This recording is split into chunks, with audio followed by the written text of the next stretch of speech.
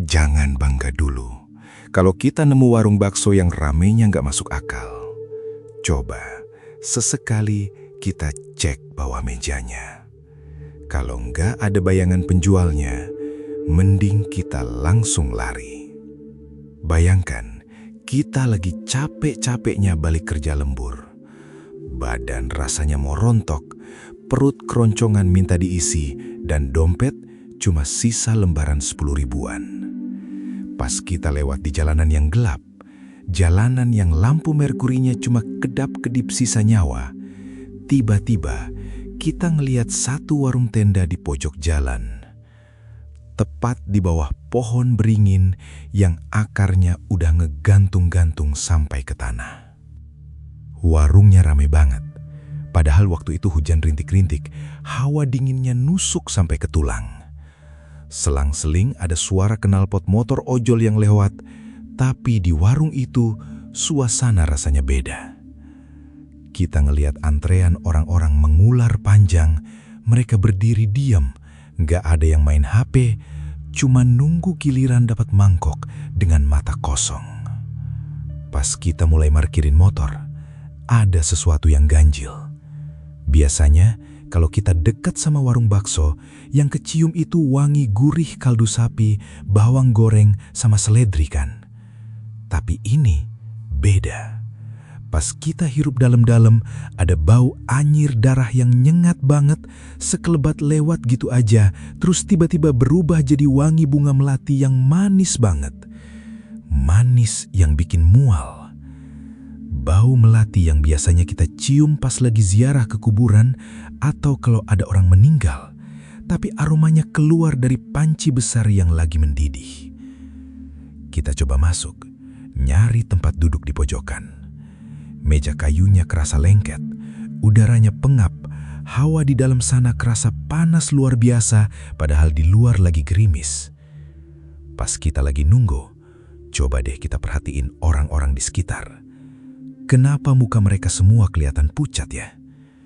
Mereka makan lahap banget, bunyi sendok sama mangkok bersahutan, ting, ting, ting, tapi mata mereka kosong, kayak orang yang lagi dihipnotis.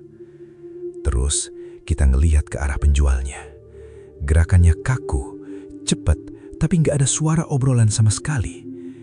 Di situ, kita mulai ngerasa ada yang nggak beres di punggung kita. Pundak rasanya berat banget, kayak ada yang lagi nangkring atau gelayutan di situ. Biasanya, kita pasti pernah kan ngerasa curiga sama warung yang mendadak rame tapi lokasinya di tempat yang gak masuk akal. Atau warung yang rasanya enak banget pas makan di tempat, tapi kalau dibawa pulang rasanya langsung berubah jadi basi atau hambar. Nah, di sini kita bakal bahas itu semua. Karena sebenarnya dunia gaib itu nggak jauh-jauh dari piring makan kita. Mereka ada di antara kita, nungguin sesaji, nungguin tumbal, atau bahkan cuma sekedar ngejilatin mangkok yang bakal kita pakai. Kita nggak perlu jadi indigo buat tahu tanda-tandanya. Cukup pakai logika dan kepekaan rasa, kita bakal tahu mana yang benar-benar jualan bumbu dan mana yang jualan sekutu. Benarkah yang kita makan itu murni daging sapi atau ada bumbu rahasia dari dunia lain yang ikut masuk ke perut kita? Mari kita bedah bareng-bareng di ruang sunyi. Pernah nggak sih kita lewat di depan sebuah warung tenda pecel lele di pinggir jalan yang kondisinya jauh dari kata layak? Lantainya becek bekas air cucian piring. Lampu neonnya redup dan berkedip-kedip. Bahkan pelayannya pun galak luar biasa. Gak pernah senyum, malah terkesan ketus kalau kita tanya soal menu. Tapi anehnya, pengunjungnya antre sampai ke bahu jalan. Motor berjejer rapi. Orang-orang rela nunggu di atas trotoar yang penuh debu, cuma buat sepiring nasi uduk. Sementara di sebelahnya, ada kedai makan yang jauh lebih bersih, pelayannya ramah, terang benderang, tapi sepi. Seperti ada yang menutupi pintu masuknya. Kita sering menganggap itu cuma soal rasa masakan yang enak. Tapi, pernahkah terlintas di pikiran kita, kenapa kenikmatan makanan itu terasa janggal? Ada yang bilang, Makanan di sana terasa enak hanya saat kita masih di tempat. Terembilik. Begitu sampai rumah, rasanya hambar atau malah menyisakan bau anyir yang tertinggal di tenggorokan. Di ruang sunyi, kami sering mendengar cerita dari para pekerja shift malam yang pulang melintas di depan warung-warung seperti itu. Mereka bilang kalau lewat saat jam menunjukkan angka 2 pagi, saat pedagangnya sedang bersih-bersih, sering tercium bau kemenyan yang menyengat atau bau bangkai yang entah datangnya dari mana. Padahal di sana tidak ada selokan yang mampet. Ini bukan sekedar cerita karangan, ini tentang harga yang harus dibayar. Banyak orang yang terdesak kebutuhan ekonomi, terhimpit hutang yang mencekik, akhirnya memilih jalan pintas melalui pesugihan. Mereka menukarkan kenyamanan hidup sesaat dengan sesuatu yang tidak terlihat. Dan tahukah kamu, tumbal dalam urusan dagang bukan cuma soal nyawa yang hilang secara drastis, tapi terkadang itu adalah kesialan yang berpindah ke setiap orang yang makan di sana. Energi negatif dari sesuatu yang mereka pelihara seringkali menempel pada kita. Kita pulang ke rumah membawa rasa gelisah yang tidak beralasan, atau malam harinya kita sering diganggu mimpi buruk yang terasa sangat nyata, seolah ada yang sedang mengawasi dari sudut kamar kita yang paling gelap. Bagi kita, ini adalah peringatan. Kita tidak perlu menjadi orang pintar atau memiliki kelebihan khusus untuk merasakan kejanggalan itu. Cukup gunakan nurani. Jika kamu merasa ada hawa yang tidak enak saat hendak masuk ke sebuah tempat makan, jika hatimu tiba-tiba merasa berat, atau ada suara berisik yang tidak wajar di sekitar warung itu, jangan dipaksakan. Ini bukan tentang siapa yang kaya atau siapa yang sukses mendadak. Ini tentang keselamatan kita dan keluarga. Karena di balik setiap piring yang tersaji, bisa jadi ada rahasia kelam yang sedang menunggu untuk memakan energi kita sedikit demi sedikit. Jadi, mari kita bedah satu persatu tanda-tandanya, supaya kita tidak lagi menjadi mangsa dari keserakahan manusia yang bersekutu dengan kegelapan. Kita masuk ke tanda pertama yang paling sering kita temui, tapi mungkin sering kita abaikan karena kita pikir itu cuma masalah fasilitas biasa. Pernah tidak, saat kita lagi makan di sebuah warung yang ramainya nggak masuk akal, tiba-tiba kita mendadak ingin ke kamar mandi? Biasanya, letak kamar mandi ini ada di pojok paling belakang, di area yang gelap, lembab, dan hawanya entah kenapa terasa jauh lebih dingin dari area depan. Tapi pas kita sampai di depan pintunya, ternyata pintunya dikunci rapat. Kita coba tanya ke pelayannya, tapi jawabannya selalu sama dengan nada yang agak ketus. "Maaf kak, kamar mandinya rusak." Atau, "Maaf, kamar mandinya buat pribadi saja." Padahal, kita bisa dengar jelas ada suara air yang mengalir pelan dari dalam, atau suara gayung yang beradu dengan bak mandi. Tik, tik, tik. Suara tetesan air itu seolah-olah sengaja memanggil kita untuk mendekat. Di dunia pesugihan warung makan, kamar mandi yang selalu terkunci ini bukan sekadar gudang atau tempat pribadi pemiliknya. Ini adalah singgasana, tempat di mana perjanjian gelap itu diletakkan. Kami teringat cerita dari salah satu narasumber kami, seorang kurir paket yang sering keliling sampai tengah malam. Kita sebut saja namanya Mas Aris. Waktu itu sekitar jam 11 malam. Mas Aris lagi capek-capeknya dan mampir ke sebuah warung nasi yang sangat ramai di pinggir jalan raya yang agak sepi. Suasananya ramai, tapi anehnya, orang-orang di sana makan dengan sangat lahap, nyaris tanpa suara, seperti orang yang sudah tidak makan berhari-hari. Mas Aris yang merasa perutnya mulas, langsung menuju ke arah kamar mandi di pojok belakang, dekat tempat cuci piring yang airnya sudah mulai menghitam. Langkahnya terhenti, karena pintu kayu yang sudah lapuk itu dikunci dengan gembok besar dari luar. Baunya sangat menyengat, bukan bau kotoran manusia, tapi bau amis darah yang bercampur dengan wangi melati yang sangat menusuk hidung. Rasa penasaran Mas Aris mengalahkan rasa takutnya. Lewat celah pintu yang sudah agak renggang, dia mencoba mengintip ke dalam. Dan apa yang dia lihat di sana? Bukan kloset yang bersih atau ember penuh air. Di atas tutup kloset yang sudah menguning, tertata rapi sebuah nampan. Di atasnya ada secangkir kopi pahit yang asapnya masih mengepul, sebatang rokok kretek yang menyala, dan tumpukan kembang 7 rupa yang sudah mulai layu. Tapi yang membuat bulu kuduk Mas Aris berdiri kaku adalah sosok yang ada di sudut bak mandi. Dia melihat sesuatu yang hitam, bungkuk, dengan lidahnya yang nyaris menyentuh lantai. Sosok itu terlihat sedang menjilati piring-piring kosong yang diletakkan di sana sebelum dibawa ke depan untuk disajikan kepada pelanggan. Itulah yang sering kita sebut sebagai jin penjilat. Tugasnya adalah memberikan bumbu gaib pada makanan melalui air liurnya yang menjijikkan, supaya siapapun yang memakannya akan merasa ketagihan, seolah-olah itu adalah makanan terenak di dunia. Kenapa harus di kamar mandi? Karena makhluk-makhluk seperti ini sangat menyukai tempat yang kotor dan najis. Semakin kotor sebuah tempat, semakin kuat energi negatif yang bisa mereka kumpulkan. Jadi, kalau kita mampir ke warung dan melihat ada satu ruangan atau kamar mandi yang dikeramatkan, dilarang dimasuki siapapun, bahkan sampai dipasang jimat atau tulisan-tulisan aneh di pintunya, kita patut waspada. Karena bisa jadi, di balik pintu yang terkunci itu, ada sesuatu yang sedang menunggu piring kita untuk dijilat. Sesuatu yang tidak terlihat oleh mata telanjang, tapi bisa kita rasakan lewat hawa panas yang tiba-tiba menjalar di tengkuk kita saat kita duduk makan di sana. Kita harus lebih jeli, karena terkadang rasa nikmat yang kita rasakan di lidah hanyalah tipu daya dari sesuatu yang ingin mengambil energi kita secara perlahan. Karena di dunia ini tidak ada yang benar-benar gratis, apalagi jika itu menyangkut perjanjian dengan mereka yang tak kasat mata. Sekarang kita masuk ke ciri kedua, sebuah fenomena yang mungkin sering kita anggap sepele, atau kita kira cuma karena faktor perjalanan saja. Tapi kalau kita mau jujur pada insting kita sendiri, hal ini sebenarnya nggak masuk akal secara logika.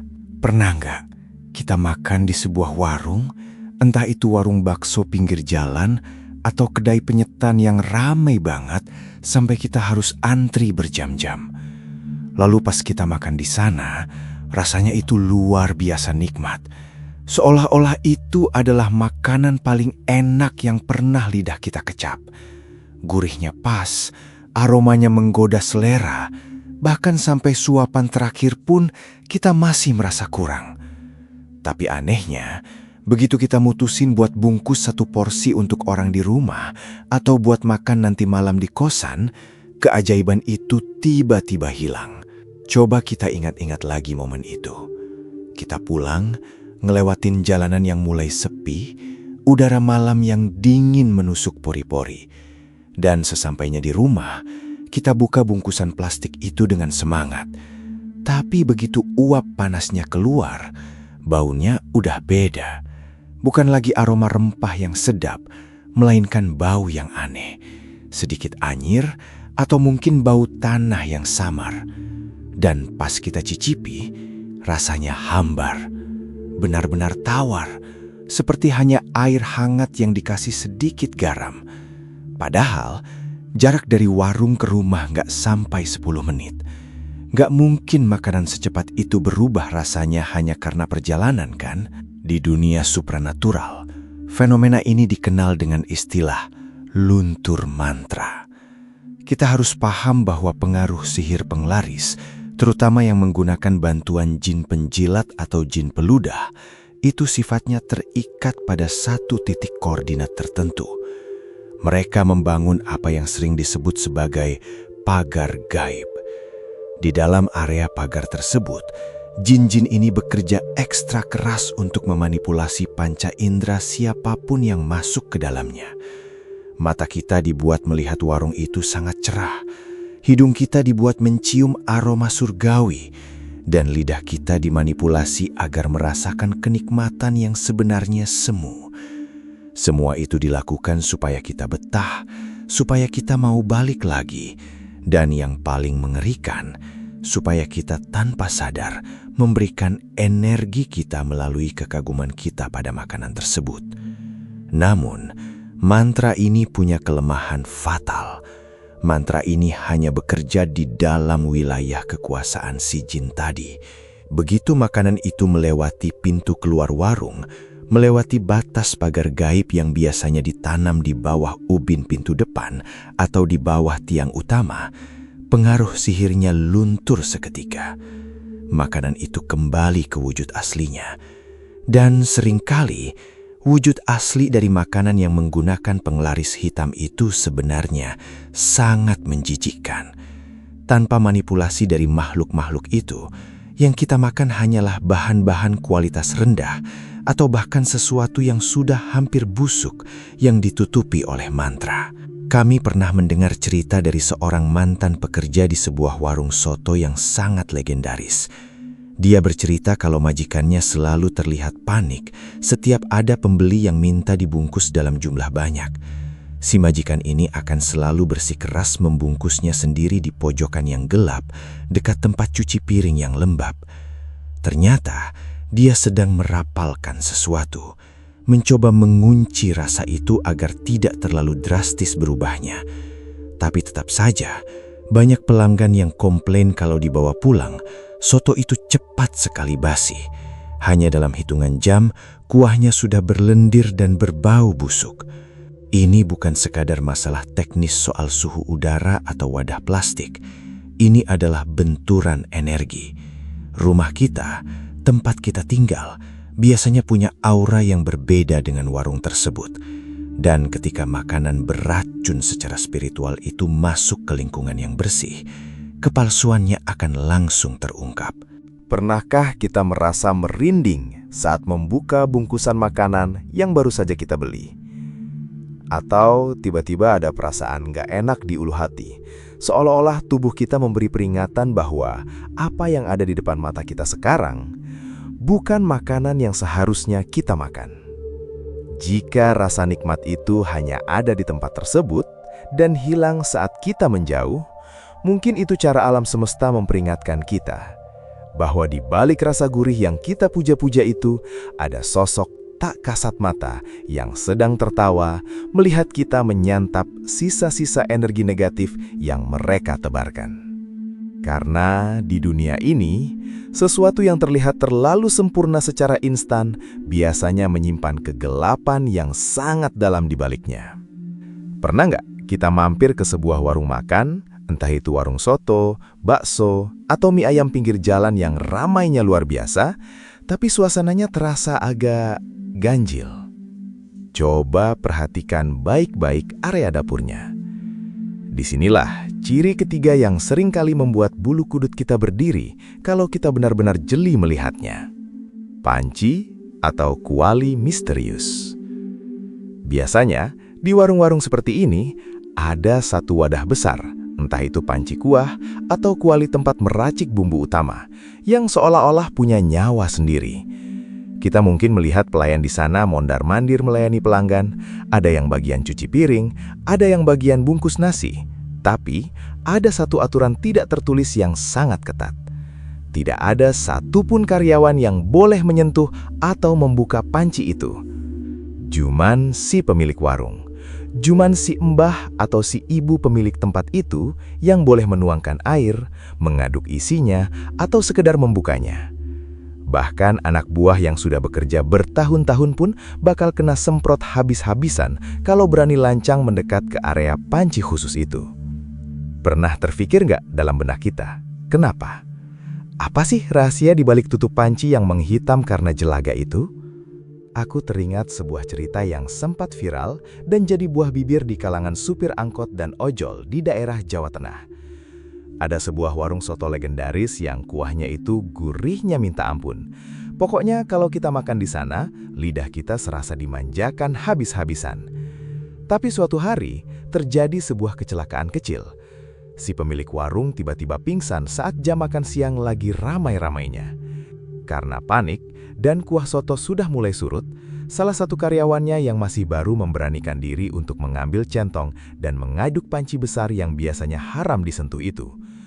Saat centongnya membentur dasar panci, dia merasakan ada sesuatu yang kenyal. Bukan tulang sapi, bukan juga daging. Ketika diangkat ke permukaan, jantungnya hampir copot. Di balik kepulan uap panas yang aromanya mendadak berubah anyir, dia menemukan selembar celana dalam wanita yang sudah luntur warnanya. Atau dalam beberapa kasus lain, gulungan kain mori putih yang sudah berubah warna jadi kecoklatan karena terendam kuah berjam-jam. Ini bukan sekedar urban legend kosong. Dalam dunia hitam pesugihan, benda-benda itu disebut sebagai media tanam. Kain mori atau celana dalam itu bukan cuma kain biasa, tapi sudah diberi jampi-jampi atau bahkan diambil dari orang yang sudah meninggal atau tumbal tertentu. Fungsinya untuk mengikat rasa, supaya siapapun yang mencicipi kuah itu, saraf di lidahnya seolah terkunci. Mereka akan merasa itu adalah makanan paling enak sedunia. Padahal yang mereka sesap adalah air rendaman benda-benda najis tersebut. Dan ada satu lagi tanda yang paling nyata, tapi sering kita abaikan karena kita terlalu lapar. Pernah nggak kita lagi asyik makan, tiba-tiba hidung kita menangkap aroma singkong bakar yang sangat kuat? Padahal di daftar menu nggak ada singkong goreng, apalagi singkong bakar. Di dapur pun nggak ada yang lagi bakar-bakar, selain kompor buat masak kuah. Hati-hati, aroma singkong bakar di tengah malam atau di tempat yang nggak seharusnya dalam kepercayaan masyarakat kita adalah aroma kehadiran genderuwo. Sosok hitam, besar, dan berbulu itu konon sering menjadi khodam atau penjaga warung pesugihan. Tugasnya bukan cuma menjaga keamanan dari pencuri, tapi dia duduk di atas kuali atau panci misterius tadi. Dia menjilat setiap sendok yang keluar, atau bahkan, meludahi setiap mangkuk yang akan disajikan ke meja kita. Ludah jin itulah yang memberikan rasa gurih yang tidak alami. Rasa gurih yang bikin kita ketagihan, bikin kita ingin balik lagi dan lagi, seolah-olah ada magnet gaib yang menarik dompet kita untuk keluar di warung itu. Bayangkan sekarang, kita sedang duduk di kursi plastik yang berminyak, di bawah lampu neon yang redup, dan dikerumuni laron. Kita menyeruput kuah panas itu dengan lahapnya. Kita nggak sadar, di samping kita, atau mungkin tepat di atas panci di depan mata kita, ada sosok tinggi besar dengan mata merah menyala yang sedang memperhatikan kita, dengan air liur yang menetes ke dalam masakan yang kita puji-puji enak itu. Hawa di area masak warung seperti ini biasanya terasa berbeda. Panasnya bukan cuma panas hawa kompor, tapi panas yang menyesakkan dada. Pengap, seolah-olah oksigen di sana direbut oleh sesuatu yang tak kasat mata. Jadi, kalau kita kebetulan lewat di depan dapur sebuah warung dan melihat si pemilik warung bertingkah sangat protektif terhadap satu panci tertentu, atau tiba-tiba kita mencium bau singkong bakar yang menyengat di sela-sela aroma bawang goreng, coba berhenti sejenak. Lihat ke arah bayangan di pojok dapur. Apakah itu cuma tumpukan karung beras, atau itu adalah sosok yang sedang menunggu tumbal berikutnya? Karena di dunia pesugihan, tidak ada makan siang yang benar-benar gratis. Rasa nikmat yang kita rasakan di lidah hari ini mungkin saja dibayar dengan energi atau kesehatan kita di kemudian hari. Kita nggak pernah tahu rahasia apa yang sebenarnya ikut mendidih di dalam kuali yang tidak boleh dibuka itu. Sekarang, kita beralih ke sesuatu yang lebih personal, sesuatu yang bisa kita lihat langsung kalau kita cukup jeli. Coba kita perhatikan gerak-gerik penjualnya. Bukan saat dia melayani kita dengan senyum ramah, tapi saat dia merasa nggak ada yang memperhatikan. Pernah nggak kita makan di sebuah warung, lalu melihat si penjual memakai cincin batu akik yang ukurannya sangat besar? Warnanya hitam pekat atau merah darah yang redup.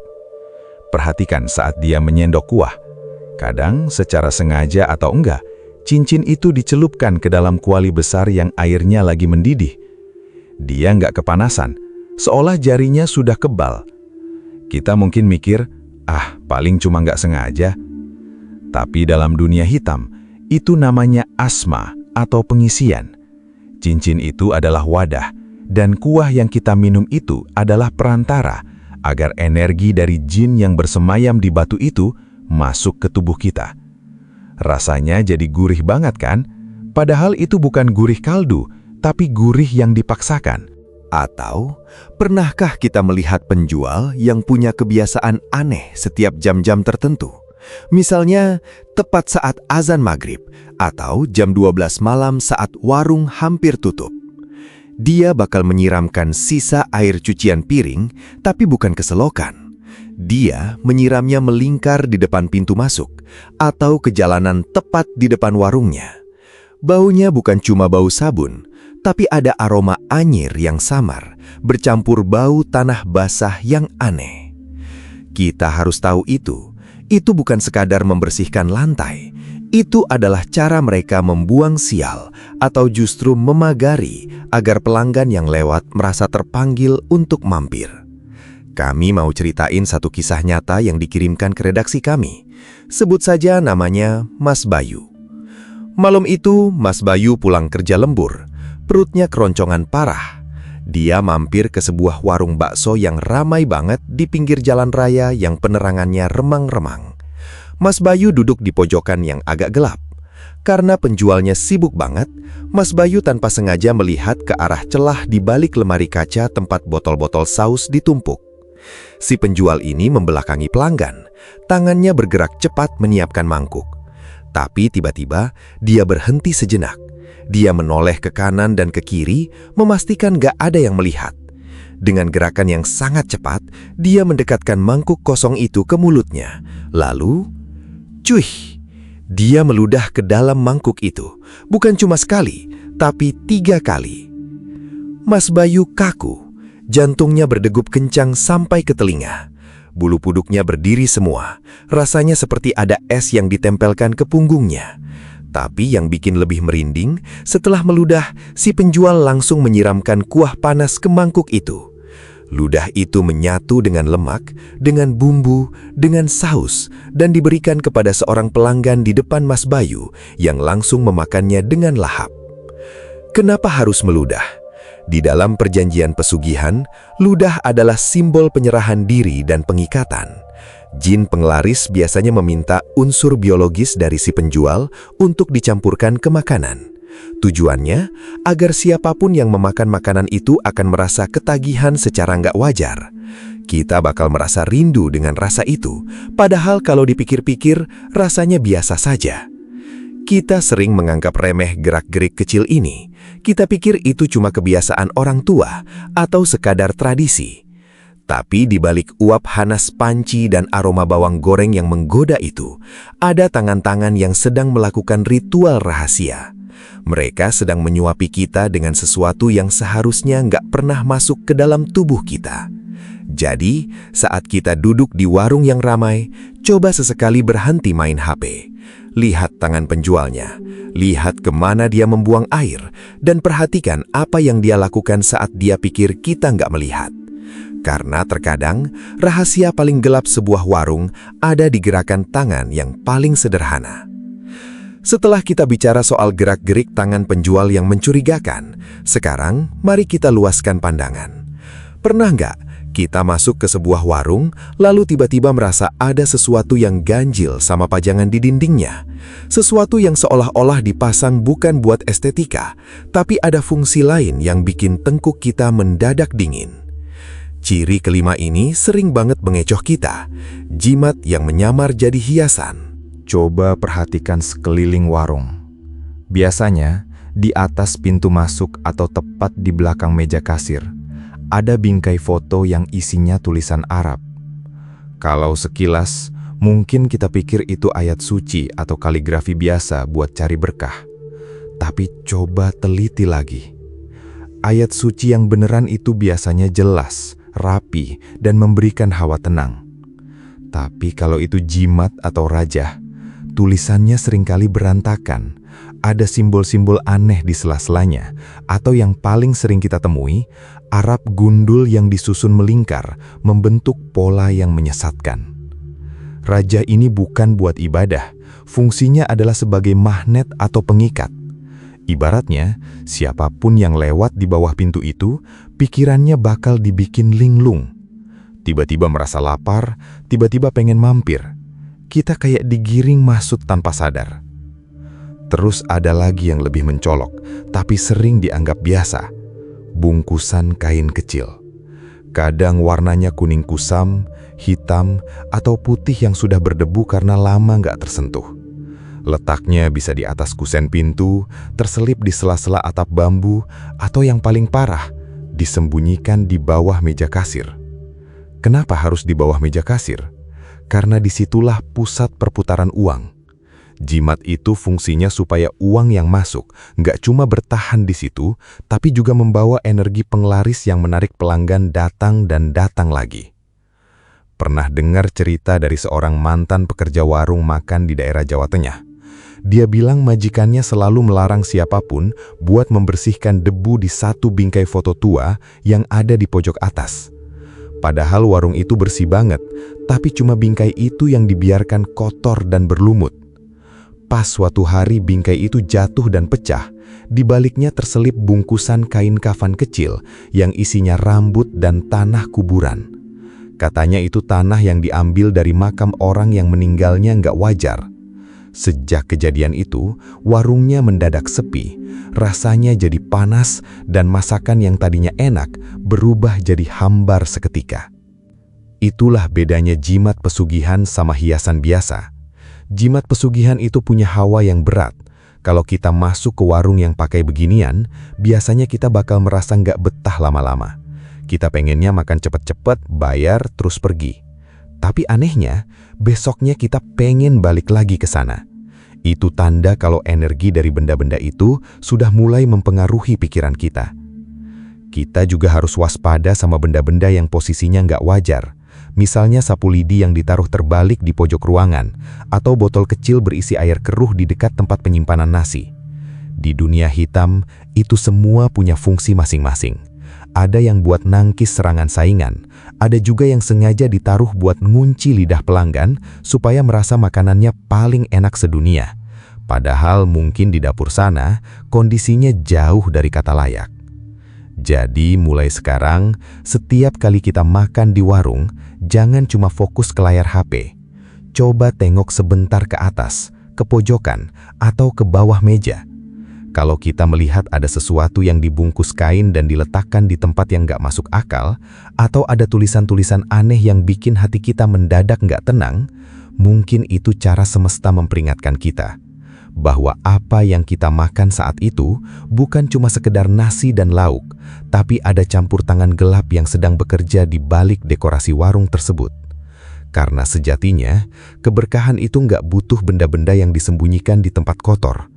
Keberkahan itu datangnya terang-terangan, bukan lewat rajah yang tersembunyi di balik bingkai kusam. Pernah nggak kita lagi enak-enak makan di sebuah warung yang rame banget, tapi tiba-tiba bulu kuduk berdiri tanpa alasan? Atau mungkin kita dengar suara anjing melolong panjang dari kejauhan. Suaranya melengking pilu, seolah lagi melihat sesuatu yang seharusnya nggak ada di sana. Kita sering nganggip itu cuma angin lalu atau kebetulan semata.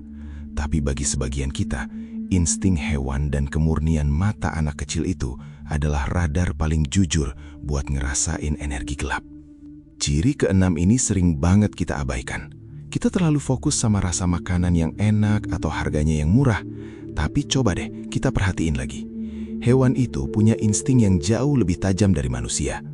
Kucing misalnya, biasanya kalau kita makan di warung tenda atau kaki lima, pasti ada aja kucing liar yang datang nungguin sisa tulang atau makanan kita kan?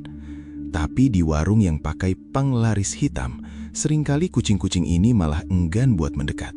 Mereka cuma berdiri di kejauhan, bulunya berdiri, atau mereka mendesis ke arah sudut-sudut kosong yang menurut mata kita nggak ada apa-apanya. Begitu juga sama lolongan anjing di malam hari. Kalau kita lagi makan di sebuah tempat dan tiba-tiba ada suara lolongan yang nggak berhenti-berhenti, mungkin itu peringatan dari alam buat kita. Ada satu cerita nyata yang sampai ke telinga kami, dan ini benar-benar bikin merinding. Cerita ini datang dari seorang ibu muda, sebut saja Mbak Ratna. Sore itu, sepulang kerja lembur dari pabrik garmen, Mbak Ratna ngajak anak balitanya makan di sebuah warung bakso yang lagi viral banget. Warungnya sederhana, di pinggir jalan protokol, tapi antriannya gila. Orang-orang rela berdiri lama cuma demi semangkok bakso di sana. Mbak Ratna dapat tempat duduk di pojokan, pas di bawah atap asbes yang agak bocor. Awalnya semua normal, suara dentingan sendok ketemu mangkok melamin, aroma kuah kaldu yang gurih, sama bising knalpot motor ojol di depan. Tapi pas baksonya dihidangkan, anak Mbak Ratna yang biasanya doyan makan, tiba-tiba diem, wajahnya pucat pasi. Tiba-tiba, si kecil ini nangis histeris. Bukan nangis minta mainan, tapi nangis ketakutan yang dalam bahasa Jawa disebut sawan. Dia teriak-teriak sambil nutupin matanya, tangannya menunjuk ke arah plafon warung yang gelap di atas meja mereka. Mbak Ratna bingung, dia coba tenangin anaknya tapi nggak bisa. Orang-orang di warung mulai ngeliatin mereka dengan pandangan sinis. Di sela-sela tangisnya, anak itu bilang sesuatu yang bikin Mbak Ratna lemes seketika. Anak itu berbisik, "Ibu, itu ada om tinggi, hitam banget, nggak pakai baju. Dia lagi ngeludahin mangkok ibu." Seketika itu juga, Mbak Ratna ngerasa suhu di sekitarnya drop, dingin banget sampai ke tulang. Dia langsung narik anaknya, ninggalin mangkok bakso yang masih penuh itu tanpa berani ningok ke belakang lagi. Dia nggak peduli sama uang yang udah dibayar, yang dia mau cuma pergi dari tempat itu. Kita harus paham, kenapa anak kecil atau hewan bisa ngelihat itu. Karena mereka nggak punya filter logika seperti kita orang dewasa. Makhluk-makhluk penjaga penglaris ini, seperti genderuwo atau sosok-sosok hitam tinggi besar lainnya, mereka memang ditugaskan untuk memberikan bumbu tambahan. Dan sayangnya, bumbu itu berasal dari sesuatu yang menjijikkan, seperti air liur atau kotoran mereka yang di mata kita terlihat sebagai uap makanan yang menggoda. Pernah nggak kita ngerasa makanan yang kita makan itu enak banget, sampai bikin ketagihan?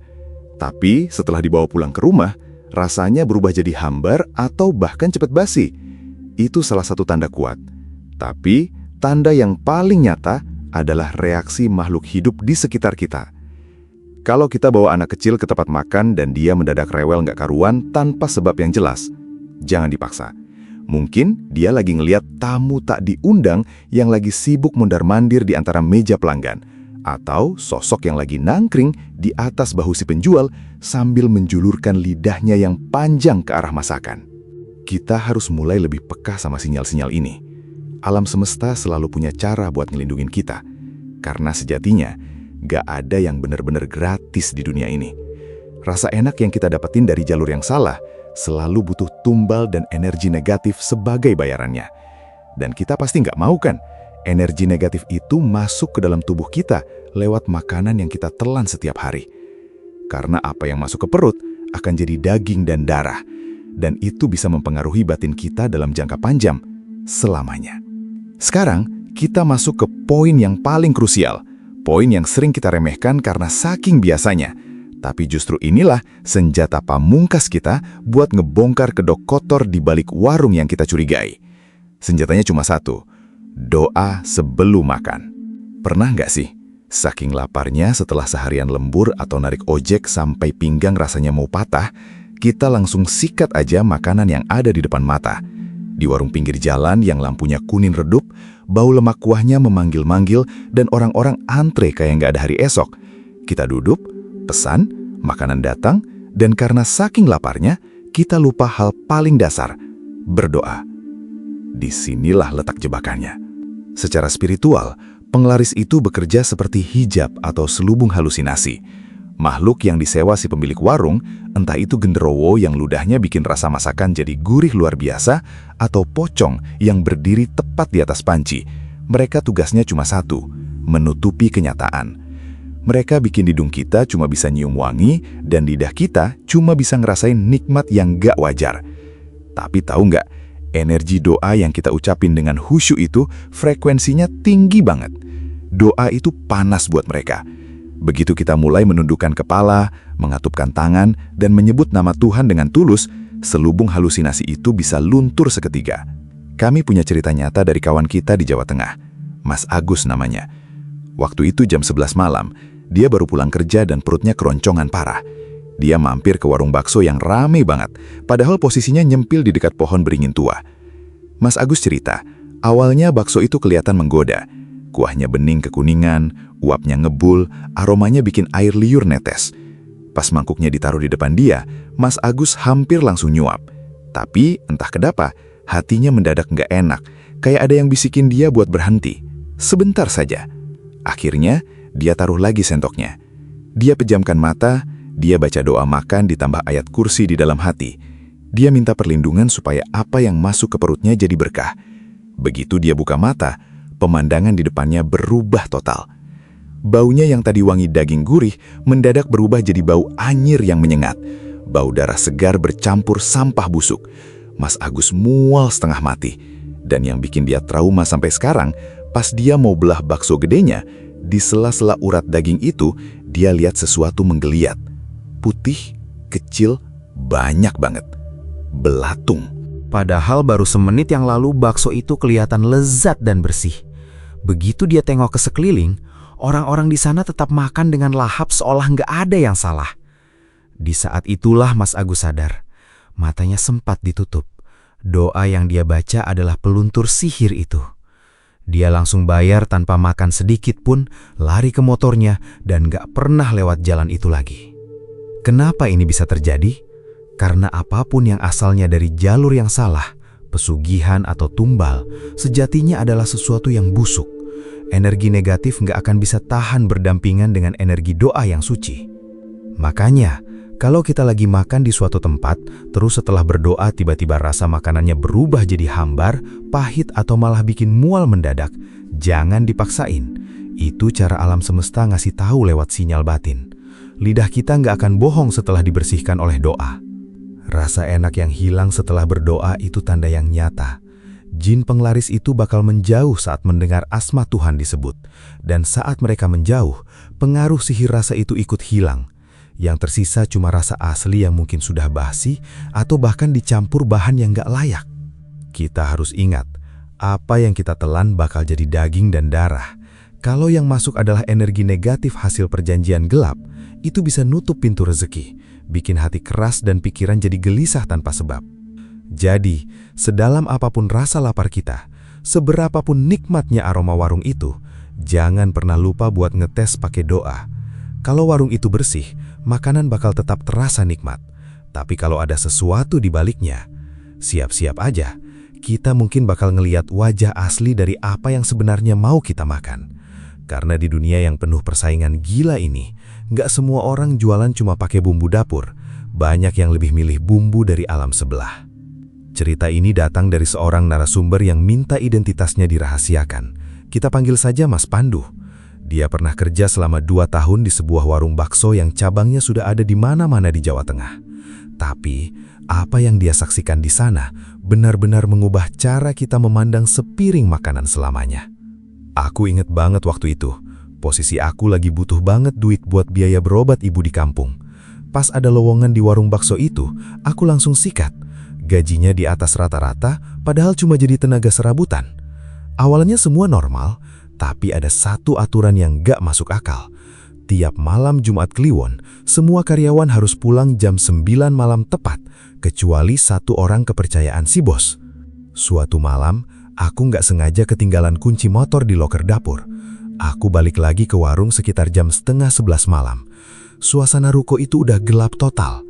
Tapi, dari celah pintu dapur yang biasanya selalu digembok, aku melihat ada cahaya remang-remang warna merah. Bau menyan yang tajam banget menusuk hidung dicampur aroma anyir darah yang bikin perut mual bukan main. Aku beranikan diri buat ngintip dari lubang kunci yang sedikit renggang. Di situ, aku ngeliat si bos lagi jongkok di depan sebuah kuali raksasa yang gak pernah dipakai buat masak bakso. Di depannya ada seekor ayam cemani, hitam legam sampai ke lidah-lidahnya. Yang bikin aku lemes, si bos gak nyembelih ayam itu pakai pisau. Dia gigit leher ayam itu hidup-hidup sambil komat-kamit dalam bahasa yang gak aku ngerti. Suara kerak dari tulang leher ayam yang patah itu masih terngiang-ngiang di kuping aku sampai sekarang. Darahnya dibiarin netes ke dalam kuali yang isinya aku sendiri nggak mau bayangin itu apa. Tapi yang paling mengerikan adalah ketika si bos nengok ke arah pintu. Matanya merah melotot dan di belakang punggungnya ada sosok hitam tinggi besar, penuh bulu yang tangannya lagi nangkring di pundak si bos seolah-olah lagi nagih jatah. Besok paginya, teman kerja aku, Mas Ranto, yang biasanya paling sehat dan ceria, dikabarkan meninggal mendadak pas lagi tidur. Wajahnya biru, katanya jantung, tapi kita semua tahu Mas Ranto itu sehat walafiat. Itu bukan kematian biasa, itu adalah angsuran, cicilan yang harus dibayar. Di dunia pesugihan, nggak ada yang namanya makan siang gratis. Tiap mangkuk yang kita lahap dengan nikmat, mungkin aja itu adalah hasil dari darah dan nyawa yang ditumbalkan. Si pemilik warung mungkin makin kaya, rukonya makin megah, tapi di balik itu semua, ada tangisan keluarga yang kehilangan anggota keluarganya karena dijadikan tumbal demi penglaris. Jadi buat kita semua, tetaplah waspada. Jangan cuma tergiur karena rasanya yang enak atau tempatnya yang ramai. Kadang, bumbu rahasia yang mereka pakai bukan berasal dari pasar, tapi dari perjanjian gelap yang taruhannya adalah nyawa manusia. Karena di balik kepulan asap warung yang harum, bisa jadi ada bau bangkai yang sedang disembunyikan rapat-rapat. Ingat, setiap suapan yang kita telan, pastikan itu bersih dari campur tangan mereka yang sudah menjual jiwanya pada kegelapan. Jangan sampai secara nggak sadar kita ikut menikmati hasil dari darah tumbal yang mereka berikan. Tetap waspada, tetap berdoa, karena kita nggak pernah tahu siapa yang sebenarnya sedang memasak di balik dapur itu. Hawa di sekitar kita sekarang rasanya makin berat ya. Sunyi, dingin, seolah-olah ada mata yang sedang mengawasi dari sudut ruangan yang gelap ini. Bau kapur baru selamat-lamat tercium, bercampur dengan aroma tanah basah sehabis hujan di luar sana. Kita baru saja membedah sisi gelap dari balik kepulan asap warung-warung yang mungkin sering kita lewati setiap hari. Mari kita merenung sejenak. Di zaman yang serba sulit ini, di mana mencari sesuap nasi rasanya seperti bertaruh nyawa, banyak orang yang akhirnya kehilangan akal sehat.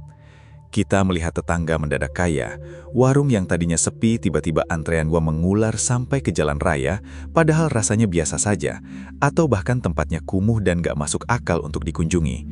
Itulah realita pahit di negeri kita. Demi ambisi, demi harta dan demi pengakuan, banyak yang rela menukar iman dengan sesuatu yang keji. Kita nggak boleh cuma mengejar rasa enak di lidah. Lidah kita bisa tertipu oleh sihir, tapi batin kita nggak akan pernah bisa dibohongi. Pernah nggak kita makan di suatu tempat, rasanya enak luar biasa, tapi setelah pulang kita malah merasa gelisah? Atau mungkin kita merasa pundak mendadak berat, telinga mendengung dan hawa di rumah jadi panas dingin. Itu tandanya ada sesuatu yang nggak beres yang baru saja masuk ke dalam tubuh kita. Kami ingin berpesan kepada kita semua, selalu perhatikan aura tempat kita makan. Kalau tempatnya terasa suram, pelayannya terlihat seperti orang yang sedang dalam tekanan, atau ada bau-bauan yang gak wajar, seperti bau kemenyan atau bangkai yang sesekali lewat, lebih baik kita urungkan niat. Jangan biarkan diri kita dan keluarga menjadi bagian dari rantai pesugihan mereka. Secara gak sadar, setiap suapan yang kita telan bisa jadi adalah bagian dari darah tumbal yang mereka persembahkan untuk si pemberi kekayaan. Bentengi diri kita. Selalu awali segala sesuatu dengan doa. Doa adalah senjata paling ampuh untuk melunturkan segala jenis penglaris dan sihir yang ada di makanan. Jangan sampai karena urusan perut, kita jadi abai dan ikut terseret ke dalam lembah hitam yang mengerikan ini. Ingat, harta yang didapat dengan cara nggak benar nggak akan pernah membawa ketenangan. Yang ada hanyalah rasa haus yang gak pernah tuntas dan bayang-bayang kematian yang selalu mengintai di balik pintu kontrakan atau rumah mewah hasil pesugihan itu. Tetaplah waspada dimanapun kita berada. Dunia ini luas dan banyak hal tersembunyi yang hidup berdampingan dengan kita di balik bayang-bayang. Jangan pernah biarkan kewaspadaan kita kendor, terutama di jam-jam rawan, di tempat-tempat yang auranya sudah terasa mati. Sampai jumpa di misteri berikutnya. Tetaplah terjaga, tetaplah berdoa, karena di ruang sunyi ini, kebenaran yang paling mengerikan seringkali bersembunyi tepat di depan mata kita. Mari kita saling menjaga. Sampai bertemu lagi.